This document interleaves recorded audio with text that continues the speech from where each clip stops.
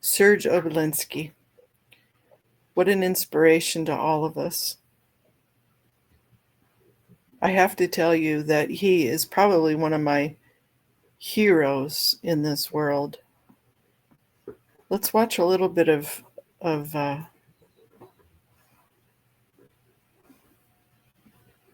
this artology. Yeah, they tried to recruit him. I'll explain to you who Serge is. 12 years ago.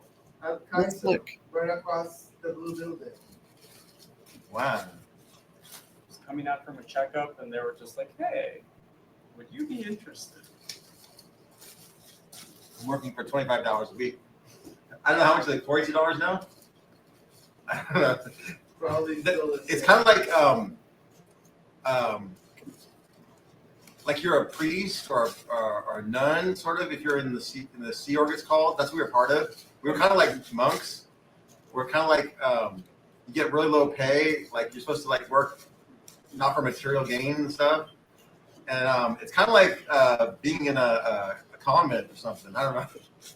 You sleep on bunks, you know, and did you ever sleep at PAC? No. I slept on bunk beds at PAC. Also, We're all crammed together. Florida, because I was in Florida the whole time.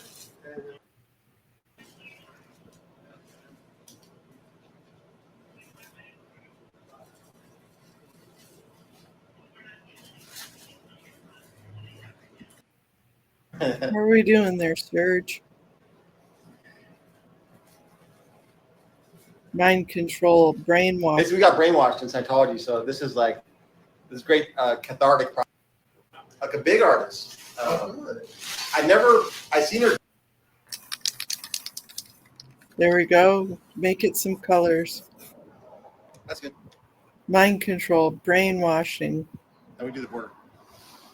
Kids cannot. But the border, you want it kind of heavier, a little bit heavier? I just want a heavy border. Then we just do the border. Don't go in from the border. Just a heavy red border.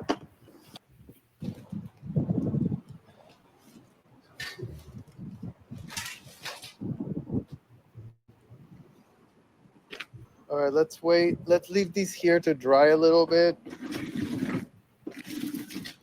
We'll go back and answer any questions.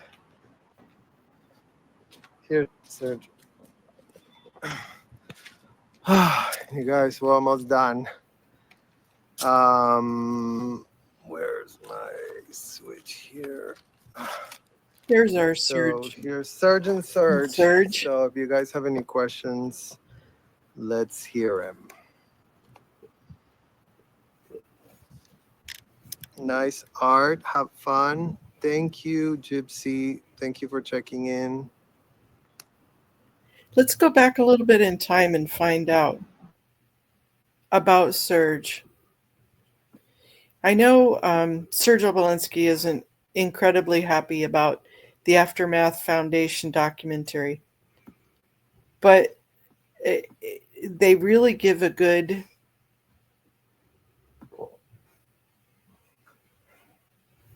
oops, we're going to go right into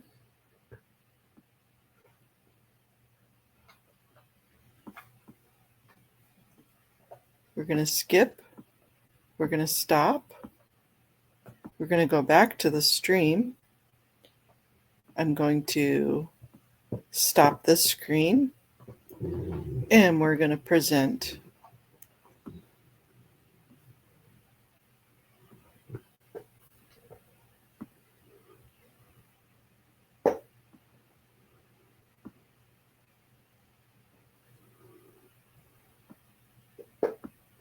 Serge grew up inside Scientology and was declared psychotic by the Church of Scientology.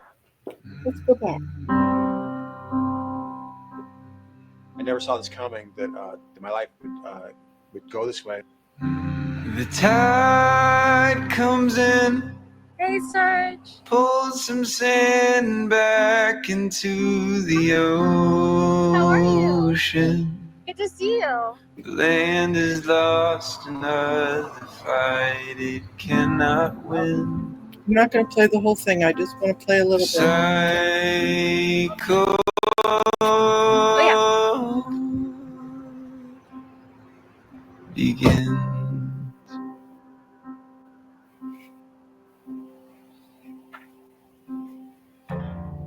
Serge was homeless and living on the streets of Hollywood.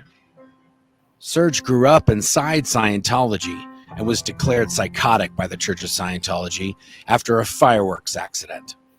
I'm going to stop it there. Let's talk a little bit about that.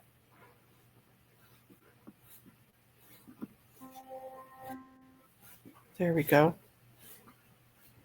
There was a 1998 Rolling Stone interview from Dan Winters about Serge Obolensky. Serge was born in 1977.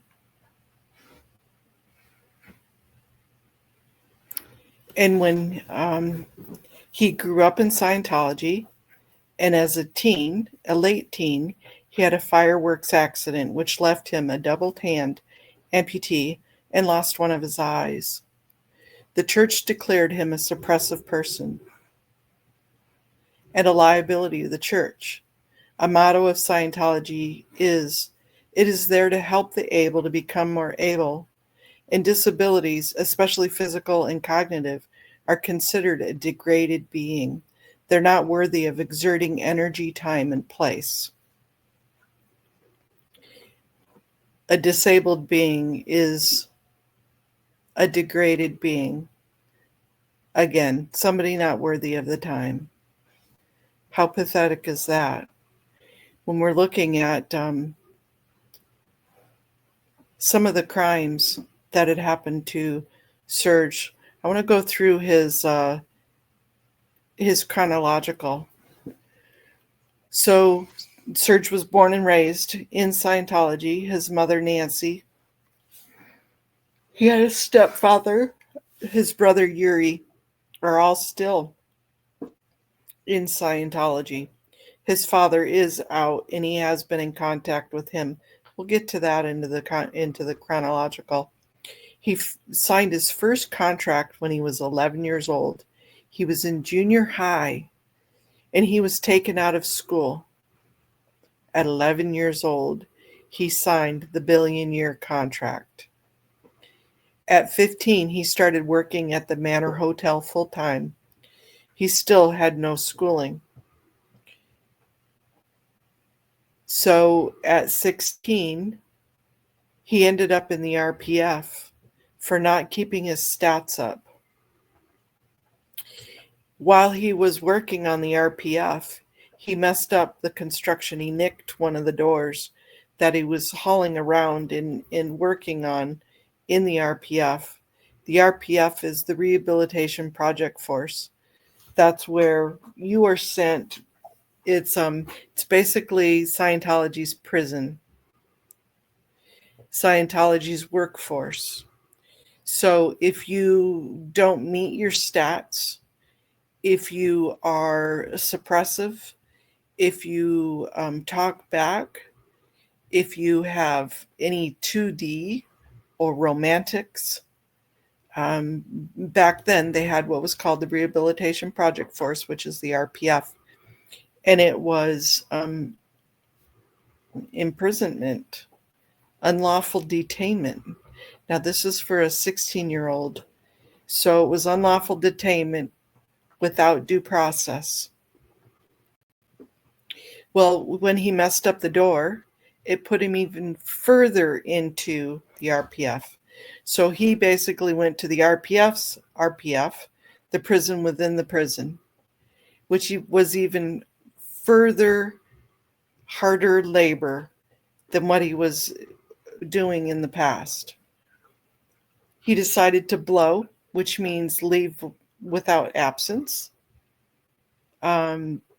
He left. He went to Idaho to live with a relative for a little bit. His mother talked him into coming back. He came back. And this whole time he was in the SeaOrg. And at that time it was $25 a week. He was making $25 a week to work all of those hours. When he came back, he ended up getting he was a handsome little dude. And he ended up getting some side jobs, extra jobs down in LA, and was in quite a few movies, made quite a little bit of money on the side. that his mother had stashed away for him. He was in the movie Clueless, he was talking about, as an extra. How cool is that, right? Well, when he came back, he was a freehand artist. He was working as an extra. He was still in the SeaOrg, making $25 a week, working 100 plus hours. And in his artistry, he really thought he was going to be sent to the INT base to work in the production studios there because he was a freehand artist. He loved to draw. He loved to make artistry. Well, when he was 19, he was out being a stupid 19-year-old boy and was helping some friends make fireworks. The fireworks exploded, and he ended up losing both hands and his eye. So he no longer was the able that they were helping become more able. He became instantly a degraded being, not worthy of exerting energy, time, and place. So they basically said he was a suppressive being and his mother needed to disconnect. She disobeyed orders and helped him using the money that he had earned as an extra working in the movies, and went to visit him at the hospital, helped him apply for Social Security disability, then helped him once he was getting out of the hospital find a house to rent. So in 1995, he ended up, no, it wasn't 1995. He was 1977. Yes, it was 1995 is when his accident happened and he was declared. From 1995 till 2001, he lived in this house, which became infested in fleas. The fleas were all over him. He ended up being evicted from the house and became homeless. So from 2001, for 10 years, his math is a little lurky here. So between 2001 and 2011, he was homeless. He became the no hands man, living on the streets of Hollywood. Also in 1995, his mother, his stepfather, and his brother disconnected from him. He hasn't seen them since 1995. So he became homeless. A caseworker happened to find him. Again, this is where the math becomes a little bit blurry. After 2011, so between 2011 and 2016, which when this documentary started, and he did live on his own until then, but when he became homeless, he lost his hooks, he lost his eye that the doctors had provided for him, and really just became even more of a mess. After that time, a lady named Carrie, the caseworker, helped him. And then the Aftermath Foundation was referred, and they helped even a little bit more, help him with the process of getting everything together. Now he is living with a rep payee and has a roof over his head. He's no longer homeless. He studied for his GED, which was one of his goals in life, was to get his GED and possibly find employment again. He did get his GED in 2023. Yay. Such an awesome accomplishment. Now, we found the timeline. We found the things that happened to him. Let's look at some of the crimes. Now, the crimes are co-conspirator, not only the mother, the stepfather, but also Scientology. So let's look at those. Child abuse, child labor, not providing schooling, not providing GED, not providing a safe place for this child, inflicting pain and suffering and distress on a child. Labor laws, child labor laws, unlawful detainment, unlawful detainment without due process. Again, child abuse. I'm sure there were other things that were mixed into that we're not being told about, and that's okay. Boy, that list of crimes is enough.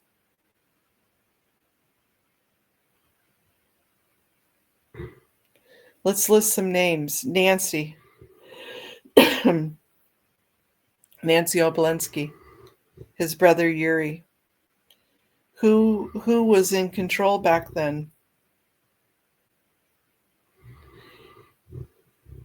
Mike Rinder. Mark Headley knew of him. Everybody knew what was going on with Serge Obolensky, and that he was declared, that he was hurt and he was declared. And no other Scientologists at the time were allowed to or able to help. They all knew the decision that the mom had to make to disconnect from her son. I'm sure it broke her heart. And you know what he said at the end of that interview with the Aftermath? Is that if he could just say one thing to his family, to his mom and his stepfather and his brother, and that he does still love them. And he wonders why his brother hates him. Can you imagine that? The emotional trauma, the emotional abuse, the mental abuse, the cognitive abuse, and the physical abuse that this poor boy lived through and survived through, and is such an inspiration now.